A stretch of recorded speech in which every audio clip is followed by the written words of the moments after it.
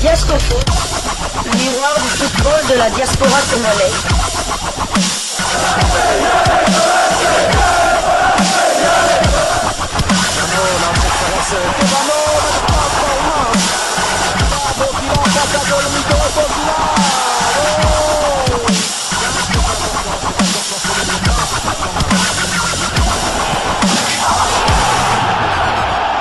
Diasco Foot, le miroir du football de la diaspora congolaise.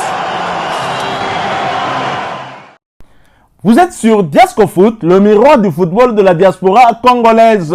Diasco Foot vous dit bonjour, tout le plaisir est pour nous de vous retrouver, mais surtout de savoir que vous êtes nombreux en train de suivre votre chaîne YouTube dédiée uniquement aux footballeurs de la diaspora congolaise. C'est l'heure de partager avec vous quelques news que nous avons pu récolter pour vous, des news concernant certains de nos internationaux ou des binationaux qui se sont illustrés dans leurs clubs respectifs. Et cela dans le cadre de cette troisième livraison sportive de ce samedi 28 septembre 2024. Une livraison qui nous conduit du côté de la Belgique. Le Sporting de Charleroi et le club de Bruges ont partagé l'enjeu lors du match d'ouverture de la 9e journée du championnat hier vendredi 27 septembre 2024. En supériorité numérique, Charleroi laisse filer 2 points dans le temps additionnel face au club de Bruges. Score final, 1 but partout. Isaac Mbenza est entré au jeu à la 84e minute.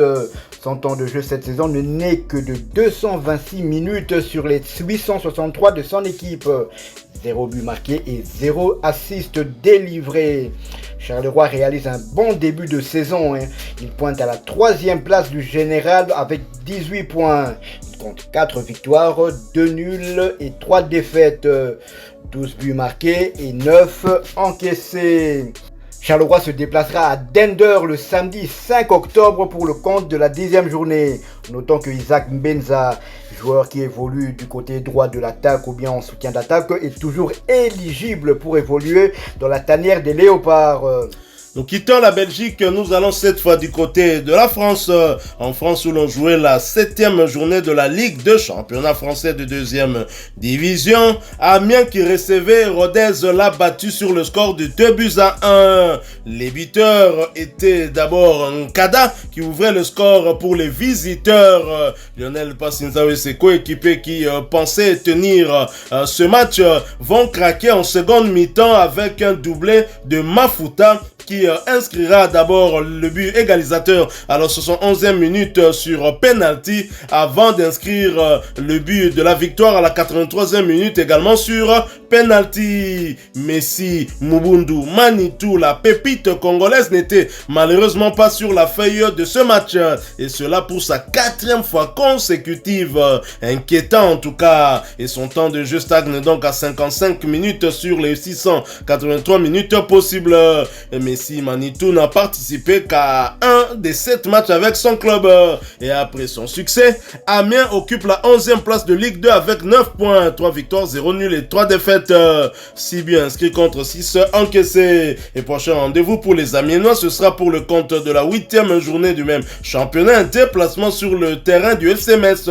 Ce match est prévu pour le samedi 5 octobre 2024 sous le coup de 19h de Kinshasa, 20h heure de Goma à l'est de la République démocratique du Congo. Du côté de Rodez, titulaire, Lionel Passinzao a disputé l'intégralité de ce match et cela pour sa 5e fois consécutive.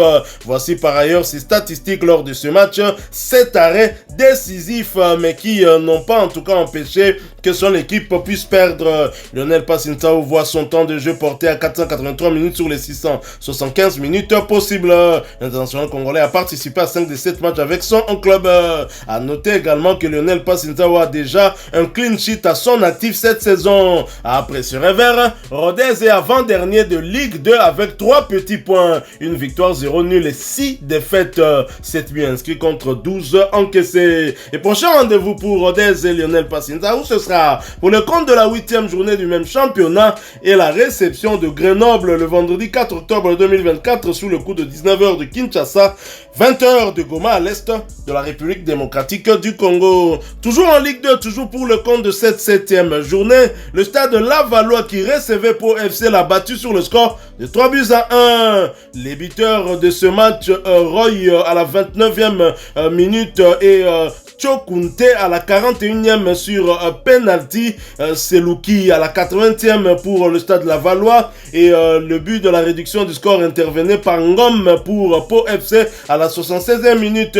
Peter Wane était bien évidemment titulaire avant d'être remplacé à la 88e minute de jeu. À noter qu'il s'agissait de sa 5e titularisation consécutive portant à 472 minutes son temps de jeu sur les 673 minutes possibles. Peter Wane a participé à 6 des 7 matchs avec son club. Et après ce succès, le stade Lavallois campe à la 9e place de Ligue 2 avec 11 points. 3 victoires, 2 nuls et 2 défaites. 12 buts inscrits contre 7 encaissés. Et prochain rendez-vous pour Wane et le stade Lavallois, ce sera pour le compte de la 8e journée un déplacement sur le terrain de Paris FC le vendredi 4 octobre 2024 sous le coup de 19h de Kinshasa, 20h heure de Goma à l'est de la République démocratique du Congo. Toujours en Ligue 2 et toujours pour le compte de cette 7e journée, avec Gédéon Kaloulou dans le 11 de départ, le FC Lorient reprend du poil de la bête. Lorient a battu l'AC Ajaccio à domicile sur le score de 3-0. Les buteurs Kroupi, double buteur d'abord à la 69e, ensuite à la 78e, puis Genton à la 92e minute. Titulaire, l'international congolais Gédéon Kaloulou a disputé l'intégralité de cette rencontre, cela pour sa 2e fois consécutive, portant à 208 minutes son temps de jeu sur les 678 minutes possibles. Gédéon Kaloulou a participé à 3 des 7 matchs avec son club. Quant à Jean-Victor Makengo, convalescent, il n'a pas pris part à cette rencontre. Son temps de jeu reste à 0 minutes sur les 678 minutes. Il n'a donc participé à aucun des 7 matchs avec son club. Et après ce large succès, le FC Lorient occupe la 2e place de Ligue 2 avec 4 victoires, 1 nul et 2 défaites.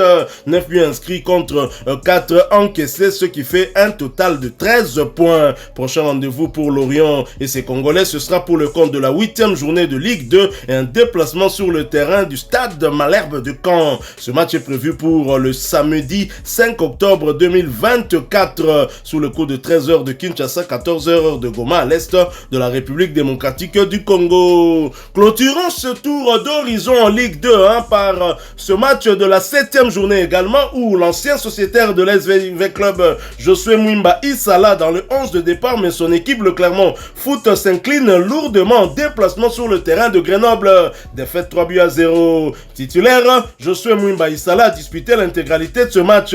Il voit son temps de jeu porté à 156 minutes sur les 679 minutes possibles. Il a participé à 3 des 7 matchs avec son club. Et après cette gifle, Clermont Foot occupe la 15e place de Ligue 2 avec 5 points. Une victoire, 2 nuls et 4 défaites. 4 buts inscrits contre 9 encaissés. Et prochain rendez-vous pour le Clermont Foot, ce sera pour le compte de la 8e journée et la réception de Guingamp le samedi 5 octobre 2024 sous le coup de 13h de Kinshasa, 14h heure de Goma à l'est de la République démocratique du Congo. Nous quittons la France pour l'Angleterre où l'on jouait la 16e journée de la Championship. Défaite de Luton Town 3-1 sur le terrain de Plymouth Argyle. Pour la 2e fois d'affilée, Pelly Rudok Panzo est resté tout le match sur le banc. Il n'a disputé cette saison que 3 matchs sur 8. 48 petites minutes seulement passées sur les pelouses. Bilan très maigre pour celui qui est considéré comme une légende du côté de Luton. Rappelons que Pelly Rudok Panzo est le seul joueur ayant joué en 5e, 4e, 3e, 2e et 1re division avec le même club. Du côté de Plymouth, le jeune binational anglo-congolais Bali Mumba était titulaire à l'arrière gauche avant de céder sa place en seconde mi-temps. Luton Town est 16e au classement avec 7 points. Il compte 2 victoires, 1 nul et 4 défaites. 6 buts marqués et 11 encaissés. Prochain match, Luton Town recevra Oxford United le mardi 1er octobre dans le cadre de la 8e journée de la Championship. Toujours en Championship, une bonne nouvelle, Edo Kayeme qui avait loupé 2 matchs de Watford le week-end dernier face à Norwich et en milieu de semaine en Coupe de la Ligue face à City. Edo est retenu dans le groupe qui va affronter cet après-midi Sunderland en championnat.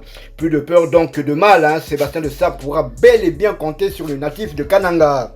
Nous quittons l'Angleterre pour terminer terminer, nous allons en Asie du côté de la Corée du Sud.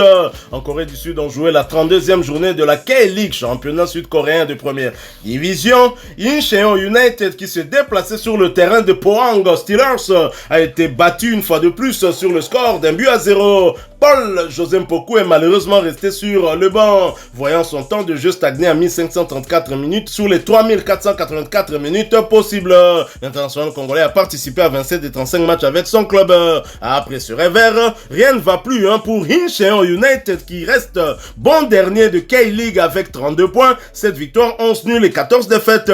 31 buts inscrits contre 41 encaissés. Et prochain rendez-vous pour Incheon United et Paul José Mpoku, ce sera pour le compte de la 33e journée du même championnat, la réception de Gangwon le dimanche 6 octobre 2024 sous le coup de 7h de Kinshasa, 8h de Bukavu à l'est de la République démocratique du Congo. Voilà qui met fin à cette troisième livraison sportive de ce samedi 28 septembre 2024. Si vous l'avez aimé, laissez-nous un maximum de j'aime. Merci de partager avec nous en commentaire votre point de vue. Abonnez-vous sur cette chaîne Diasco Foot parce que nous sommes le miroir du football de la diaspora congolaise. N'oubliez pas d'activer la petite cloche de notification qui vous permettra de ne plus rien manquer des prochains sujets que nous allons vous proposer. Encore une fois, merci à vous avec espoir de vous retrouver bientôt dans un autre sujet d'actualité. En attendant, portez-vous bien et Diasco Foot vous dit au revoir.